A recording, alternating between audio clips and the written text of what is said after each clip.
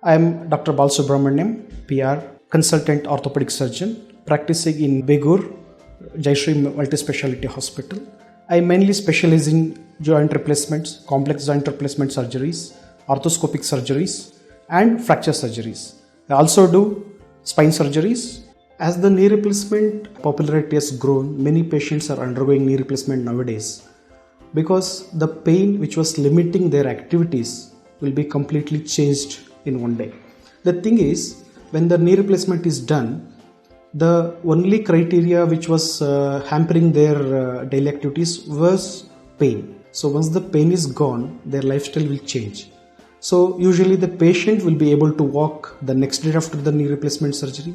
They will be able to use their bathroom within 5 days. They will be able to go to their bathroom independently.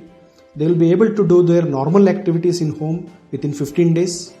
By the end of 6 months, they would have forgotten that they have got knee replacement, and they will be referring the patients, other patients to undergo, because they will be so happy, because the lifestyle which they were not doing, like walking, brisk walking, even little bit of running, stairs climbing, even sometimes vacations which they were not able to go, all this can be done after the knee replacement surgery. It's a really boon, but it should be done in a proper manner.